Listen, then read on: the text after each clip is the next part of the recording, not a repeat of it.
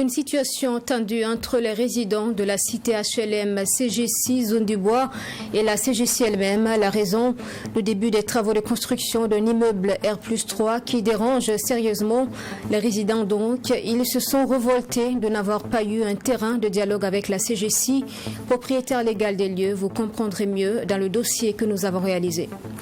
Et cet autre dossier dans le journal aborde la question de l'état de la liberté d'expression au Burkina dans un contexte marqué par des coups d'État, une situation nationale délicate dans l'ensemble.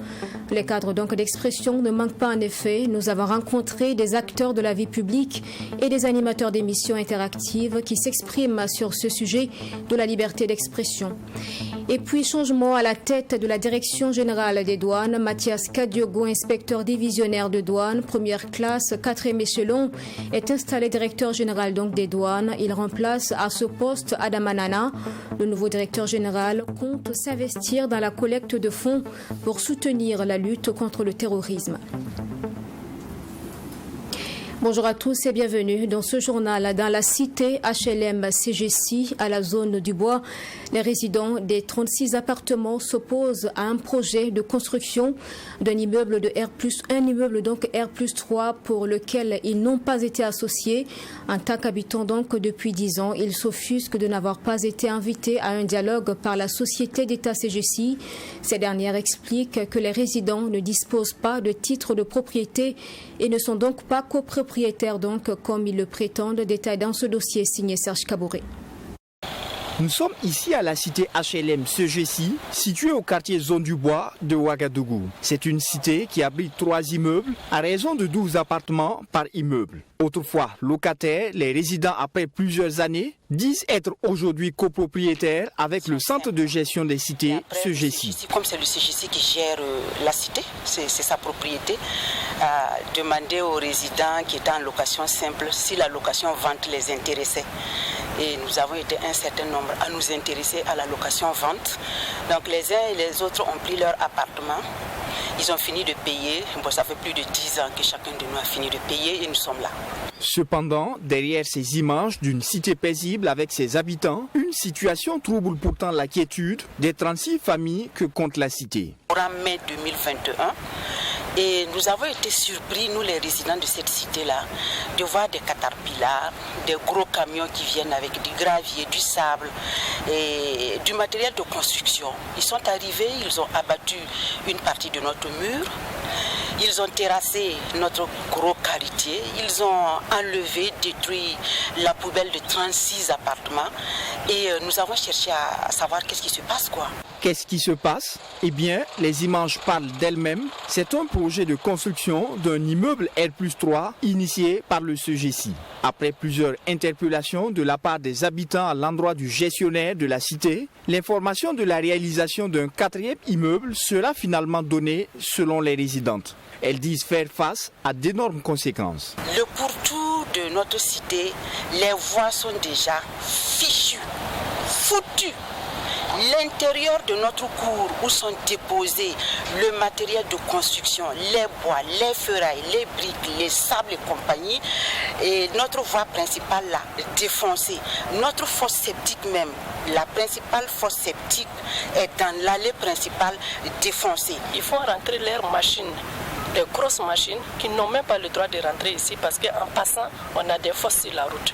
Et malheureusement, ces machines, les grosses voitures là, sont venues casser nos fosses septiques.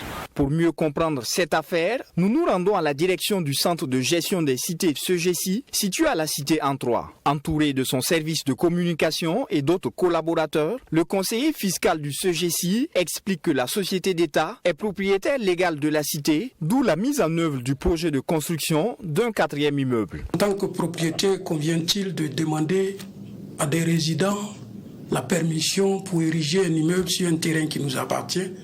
Nous pensons que si nous devons le faire, c'est juste pour ne pas déranger la quiétude.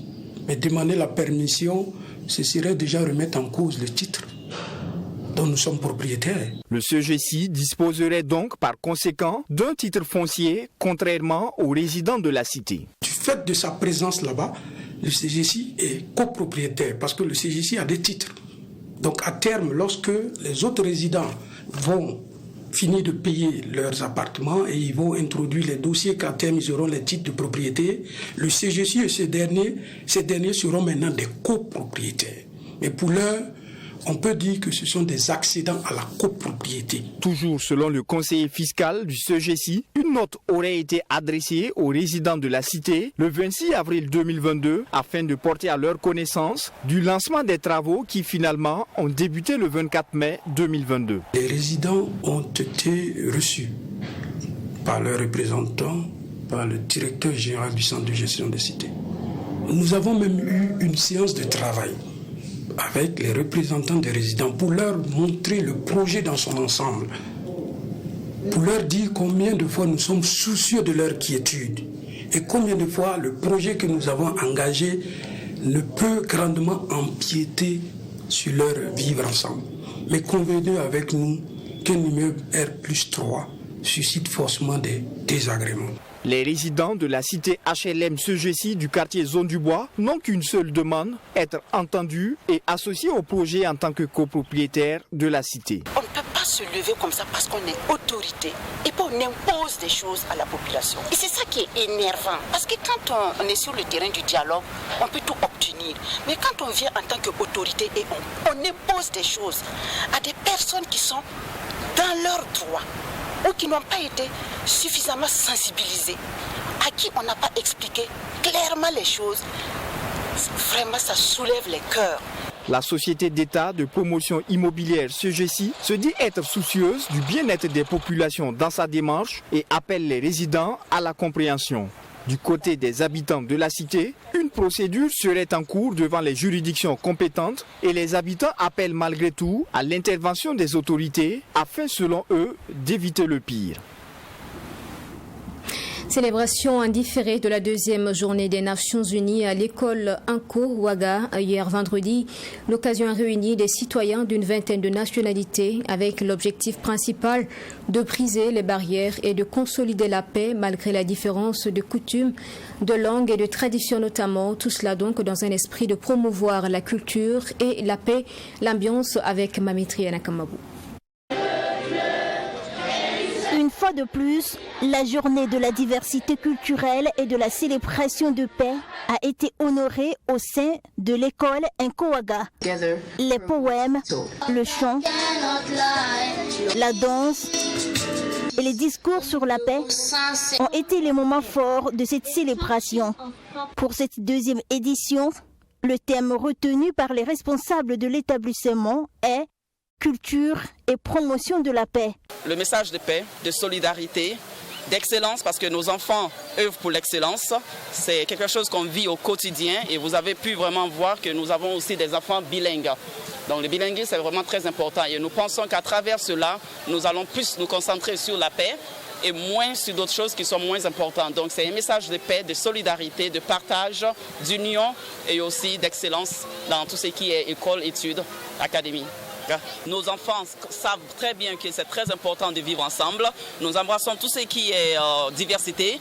Nous amenons les autres à se sentir vraiment chez eux, à célébrer leurs différences et à aussi reconnaître que nous sommes au Burkina. Et donc nous devons respecter ce pays et cette culture et ce que ce pays nous offre. L'initiative de la célébration de cette journée à Anko Ouaga permet de briser les barrières et de consolider le vivre ensemble, malgré la différence de coutumes, de langue, de tradition et de culture. À travers cette journée, Anko Ouaga veut promouvoir des valeurs de cohésion sociale et de solidarité. Une initiative appréciée par les parents d'élèves. Nous avons surtout besoin de tolérance et de paix, qu'on s'accepte mutuellement avec nos différences pour pouvoir avancer.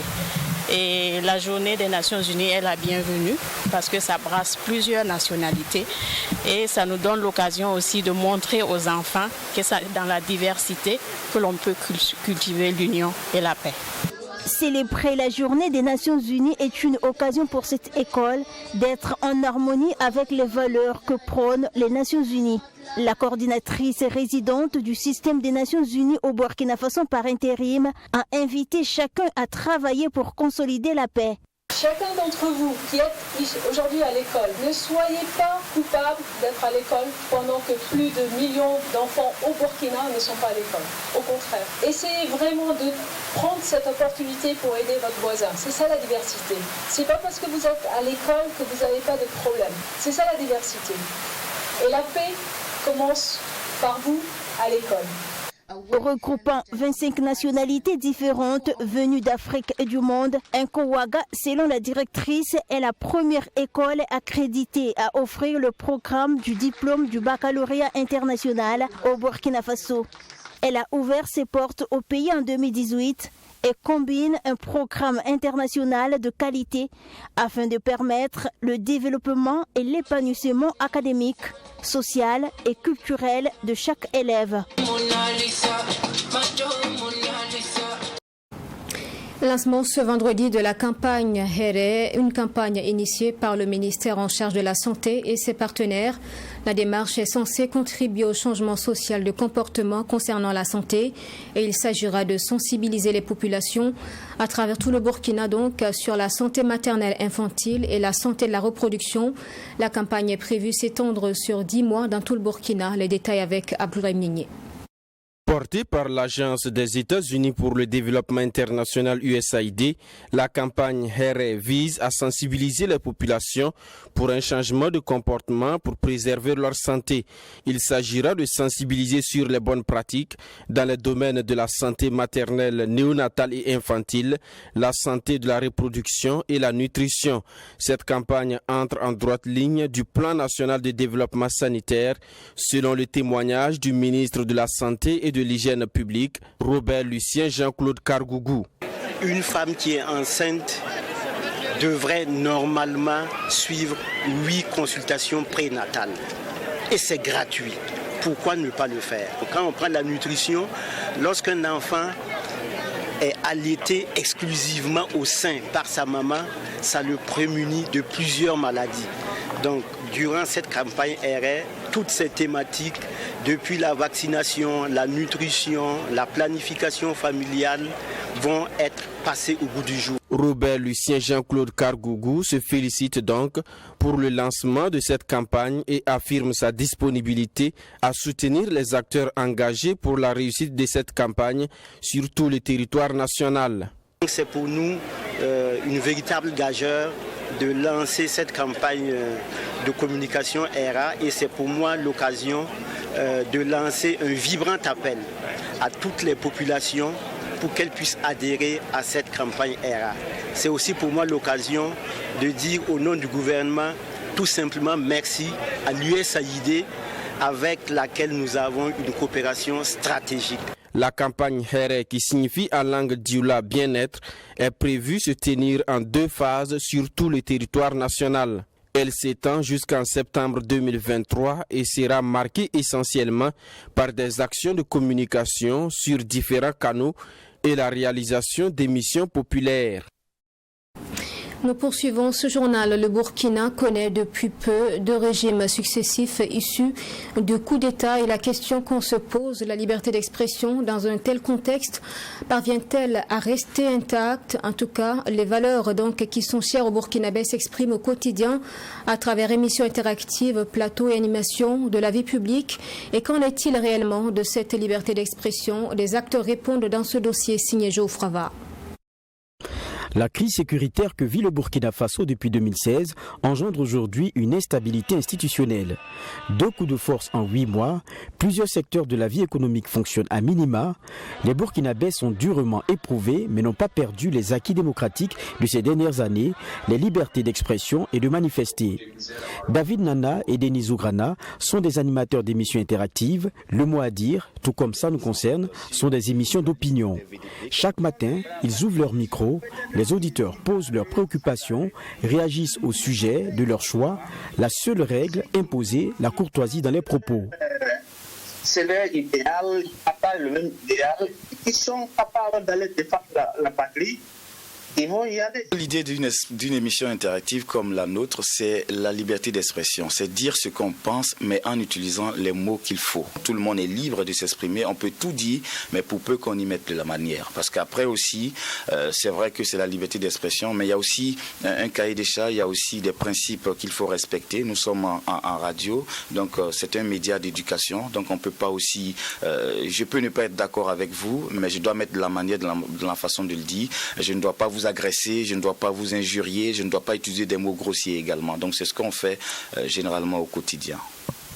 Notre partenaire qui va nous respecter pour avoir vous avez parlé de pillage et tout, depuis Blaise Compaoré jusqu'à Damiba. L'émission a toujours, depuis belle lurette, que ce soit depuis le départ de Blaise Compaoré jusqu'aux différents coups d'État, il y a toujours eu cette liberté pour que les gens puissent s'exprimer. Le problème seulement, c'est du côté des autorités qui ne comprennent pas. Parce que pour de telles émissions, il y a des gens qui apportent des analyses qui sont contraires, par exemple, à la vision que le gouvernement prône. Sur la question sécuritaire, on se retrouve avec, disons, des gens qui apportent des informations venant de la localité. Il y a eu attaque, le gouvernement n'a pas relevé, il y a eu mort d'homme. Donc des informations souvent qui devraient interpeller, devraient être comptabilisées par l'autorité. Mais comme je le disais, beaucoup trouvent au contraire que c'est plutôt un canal qui permet à endiguer ceux-là qui sont contre leur gestion de pouvoir s'exprimer, alors que ce n'est pas le cas, ce sont les citoyens lambda qui s'expriment. Le citoyen, de façon générale, trouve la parole libre, même si pour certains, il faut tout de même faire attention. On sent que le Burkinabé n'est plus le Burkinabé des années 90, le Burkinabé de l'année avant 2014. Il a quand même un peu la liberté d'expression, il a quand même cette liberté de dire tout ce qui ne va pas dans le pays. Notamment le contexte de l'insécurité qu'on sent à l'heure actuelle. Le Burkinabé n'a pas peur de dire tel côté, telle région, tel village, ça ne va pas. Vu le contexte actuel au Burkina Faso, on peut parler, on peut tout dire, mais avec des réserves. Si c'est rien que la vérité, il n'y a rien en face. Voilà. Mais si c'est pour mentionner sur quelqu'un dans les mensonges, là, la personne peut poser plainte sur toi. Comme eux, ils sont nombreux, les Burkinabés, qui volontiers s'expriment, acceptent les invitations des journalistes pour participer à des émissions interactives ou à des débats sur les chaînes de télévision ou radio. Des émissions parfois animées en langue nationale pour prendre en compte toutes les sensibilités sociales. Pour Gezuma Sanogo, président de l'Association des journalistes du Burkina, cela constitue un indicateur positif, même s'il y met un bémol. C'est quand même un baromètre de la liberté d'expression et de la presse. Il y a beaucoup d'engouement pour ces émissions et les gens appellent pour s'exprimer. Ça veut dire que quelque part, il y a un besoin, en tout cas en matière d'expression d'opinion.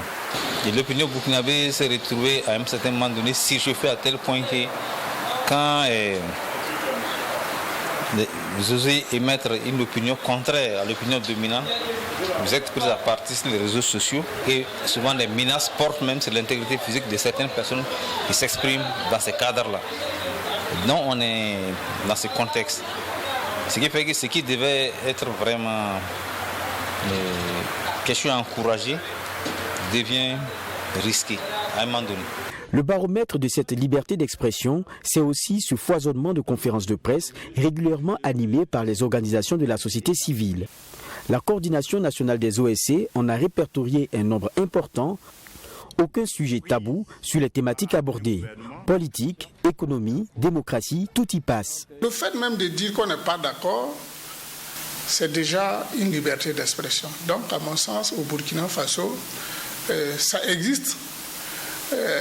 Parfois aussi, on en abuse même. Nous avons aussi cette liberté d'organiser des conférences de presse pour faire, par exemple, soit le bilan des activités qui ont été menées, soit pour donner une opinion sur une question d'intérêt national ou international. Les libertés de cette nature-là n'ont jamais été un acquis définitif.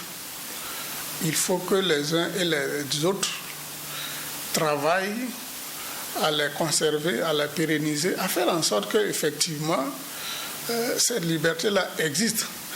Le Conseil supérieur de la communication, l'instance de régulation des médias au Burkina Faso, encourage la libre expression des opinions dans le respect des dispositions légales. À ce jour, bien que l'institution de régulation traverse une zone de turbulence, aucune émission ne fait l'objet de censure. En attendant le retour à une vie constitutionnelle normale, les Burkinabés, même sous un régime d'exception, font des libertés d'expression et de manifester des lignes rouges à ne pas franchir.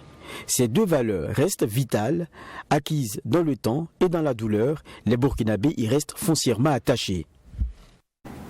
Dans les médias, installation ce 25 novembre, de nouveau directeur de la télévision nationale RTB, Pascal Kané, remplace à ce poste donc Jean-Emmanuel Ouedraogo, nommé ministre de la Communication, de la Culture, des Arts et du Tourisme. Le nouveau directeur de la télévision dit mesurer la délicatesse de la charge à lui confier et compte relever les défis avec l'ensemble de ses collaborateurs. Michael Toukri avec la voix de Wenla Sida Kaboré.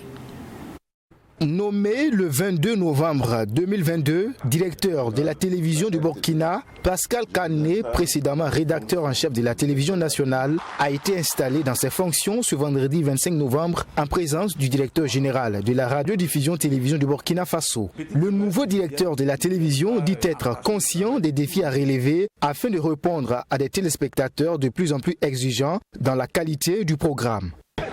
Le challenge, c'est surtout la réorganisation de tous les services, de faire en sorte que les différents couacs souvent que nous voyons à l'antenne, que nous puissions travailler à réduire ces couacs-là.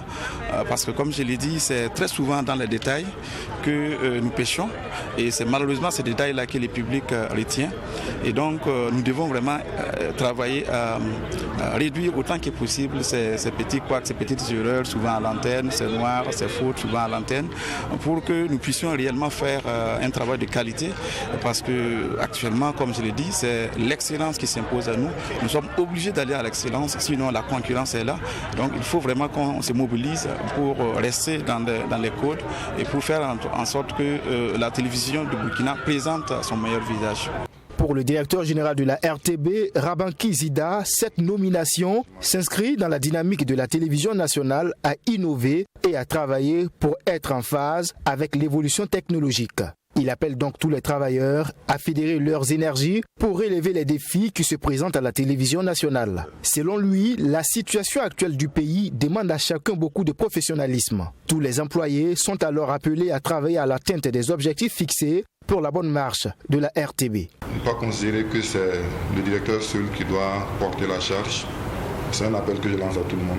Chacun a son niveau de responsabilité, qu'on soit agent ou chef de service ou autre. Je crois qu'aujourd'hui, plus que jamais, dans le contexte de notre pays, on se doit de se donner la main et de se battre au quotidien, considérer chaque jour comme étant une nouvelle bataille qu'on livre et être fier le soir au moment de dormir d'avoir contribué à bâtir quelque chose pendant la journée. Pascal Kané, conseiller en sciences et techniques de l'information et de la communication, remplace à ce poste Jean-Emmanuel Ouedraogo, nommé ministre en charge de la communication, de la culture, des arts et du tourisme, porte-parole du gouvernement. Cérémonie d'installation également à la Direction générale des douanes. Mathias Kadiogo a pris fonction après sa nomination le 16 novembre dernier en Conseil des ministres. Le nouveau directeur général des douanes est inspecteur divisionnaire des douanes, première classe, 4e échelon. Il remplace Adam Manana. La cérémonie en image avec Mamitri Anakamobu. Précédemment, chef de brigade commerciale de Ouagaroute, Mathias Kadiogo totalise 25 ans de service. Il s'est engagé à remplir ses fonctions avec honneur, dignité, dévouement et honnêteté. Il dit prendre sa nomination comme une invitation à aller au front pour la collecte de ressources pour aider à la lutte contre le terrorisme. Autant que faire se peut, nous apportons notre soutien aux forces de défense et de sécurité, qui sont là, qui luttent nuit et jour sur le terrain, au front, pour chasser, bouter le tourisme hors de notre pays, pour finir avec le terrorisme. Et par cela, nous aussi, nous jouons notre partition pour encore occuper le terrain et pouvoir exécuter nos missions comme il se doit. Mathias Kadiogo s'est engagé aussi à œuvrer à l'implication de tous et à la valorisation de toutes les compétences pour relever les défis. Là, je vais toujours m'appuyer sur le soutien du gouvernement et sur les hommes. Voilà, l'ensemble des douaniers, les personnels civils présents dans l'administration pourraient en tout cas continuer de poursuivre l'œuvre gigantesque qui a été construite. Et au regard du contexte national, il est difficile, selon le ministre en charge de l'économie, Aboubakar Nakanabo, de mobiliser les ressources sur l'ensemble du territoire national. Il a par ailleurs encouragé le directeur général entrant à accomplir sa mission. On est d'une part dans une situation où les recettes baissent et d'autre part dans une situation où les dépenses augmentent. On a besoin d'investir davantage pour la sécurité, pour l'action humanitaire. Donc cela dénote de la nécessité de chacun de donner le meilleur de lui-même pour faire en sorte que nous puissions sortir de cette situation. Et l'administration des douanes est une administration qui est au centre de la mobilisation des ressources pour le budget de l'État et même contribue aussi à la lutte contre le terrorisme. Donc de ce fait, il est important que l'administration des douanes puisse véritablement atteindre des performances exceptionnelles. Le nouveau directeur général de la douane a laissé entendre que dans le cadre de la mobilisation des recettes, une attention particulière sera accordée aux activités de dédouanement et à la surveillance du territoire douanier. L'opération Grenier plein d'une valeur de 19 milliards de francs CFA est mise en place par la Chambre nationale d'agriculture. Cette opération se décline en 4 projets qui visent à apporter une réponse à l'urgence alimentaire et humanitaire due à la crise sécuritaire. Le financement est en provenance donc des systèmes classiques de financement public, privé et des investissements directs du secteur privé. Plus de 12 milliards de francs CFA sont déjà mobilisés. Nous en parlons avec Alexis Wenkouni Belemnaba. L'opération Grenier plein est une initiative des acteurs institutionnels et privés sous l'égide du ministère en charge de l'agriculture, conduit par la Chambre nationale d'agriculture. L'objectif est d'apporter leur contribution à l'opération d'urgence pour la résilience face à la crise alimentaire et humanitaire que vit le Burkina Faso. Cette opération vise à contribuer à l'accroissement de la production agricole de plus d'1 million de tonnes de céréales par an. Elle cible prioritairement les spéculations vivrières telles que le maïs, le mil et le haricot. À cela, il faut ajouter le bétail, la volaille et la pisciculture. Pour la réussite de cette opération, il faudrait la mobilisation de tout le potentiel disponible afin d'accroître de façon significative et rapide pour faire face à l'urgence alimentaire et humanitaire à court et à moyen terme. Identifier et mobiliser au moins 50 000 hectares supplémentaires de terres agricoles non exploitées. Mobiliser plus de 100 000 exploitants agro-pastoraux, jeunes et femmes, dont les PDI a formé et accompagné pour la production intensive de vivriers et de production d'élevage. Contribuer à l'accroissement de la production agricole de plus d'1 million de tonnes supplémentaires par an. Moderniser durablement le secteur agricole par la promotion et la dynamisation d'environ 1000 entreprises agro-pastorales modernes mixtes. Cette opération Grenier plein s'articule autour de 3 axes stratégiques. Sa première phase est mise en œuvre pour une durée de 30 mois à travers des projets spécifiques en fonctionnant sous forme de guichets qui se déclinent comme suit. Projet facilitation de l'accès aux intrants et équipements agricoles pour un montant de plus de 5 milliards de francs CFA. Le guichet 2, projet de promotion de micro, petites et moyennes entreprises agro-pastorales modernes intégrées pour un montant de 5 milliards de francs CFA. Projet jeunesse et terroir qui vise la facilitation et l'installation des jeunes et à l'insertion socio-économique des PDI et des ex-VDP dans leur terroir d'origine d'un montant de 4 milliards de francs CFA. Pour cette opération d'un coût de 19 milliards de francs CFA, plus de 12 milliards sont déjà mobilisés selon les premiers acteurs de cette opération. Elle est financée à travers les systèmes classiques de financement public, les systèmes financiers privés et des investissements directs du secteur privé. Reste à compter sur les partenaires pour combler le déficit du budget de la campagne estimé à 7 milliards de francs CFA. Et puis pour terminer, la fête de la grillade Festigri bat son plein depuis le 24 novembre dernier. Cette 13e édition est placée sous le signe de la solidarité face aux personnes déplacées internes. Et dans ce sens, des collectes de dons sont initiées sur place au profit de ces personnes. Le Nigeria est le pays invité d'honneur cette année. Les images avec Yassan Saoudgo. C'est parti pour le festival des grillades de Ouagadougou. Durant 3 jours, les grilleurs du Burkina et de la sous-région vont rivaliser leurs talents dans la grillade.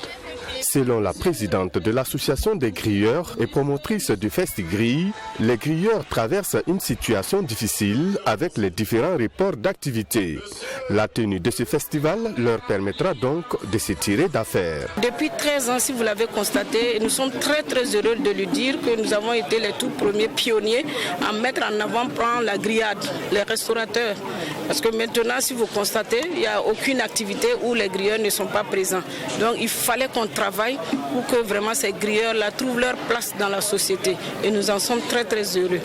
Mais c'est vraiment des artisans, comme j'aime à le dire, parce que quand on prend les différents poulets qui transforment, le produit fini est tout autre chez tout le monde. Donc ce sont des artisans. Donc vraiment, ils traversent une situation très difficile avec le report de toutes les activités. Donc ça sera l'occasion vraiment de se faire de petites bonnes affaires et franchement qu'on puisse aller de l'avant ensemble. Cette 13e édition est placée sous les signes de la solidarité. Pour joindre l'utile à l'agréable, les organisateurs entendent organiser des collectes de vivres et de vêtements au profit des personnes déplacées. Il y a différents déplacés internes qui sont installés un peu de gauche à droite. On n'arrive pas à les maîtriser. Si vous avez vu, il y a une note qui est sortie où le gouvernement interpelle les gens d'aller faire des dons et autres. Et nous avons été approchés par plusieurs structures pour dire que dans cette chaîne de solidarité que nous voulons mettre en place, est-ce qu'il était possible qu'on amène ça ici. On était un peu perdus. Donc c'est cela qui a fait qu'on n'a pas hésité et aller au camp Sangoulé-Lamzana pour aller essayer de comprendre comment c'est organisé. Mais quand nous sommes arrivés là-bas, franchement, tous ceux que nous avons approchés, ils nous ont fait savoir qu'il faut que ça remonte. Et on était content de voir que le colonel Kambou, qui est le directeur de l'action sociale de l'armée, qui a délégué la représentante pour venir. Le Nigeria est le pays invité d'honneur à cette 13e édition du Festigri. Débutée ce jeudi 24 novembre, cette fête des grillades se tiendra jusqu'au dimanche 27 novembre prochain. Et voilà donc pour ce journal. Merci de l'avoir suivi. Restez à notre compagnie. Donc le prochain journal, c'est à 20h.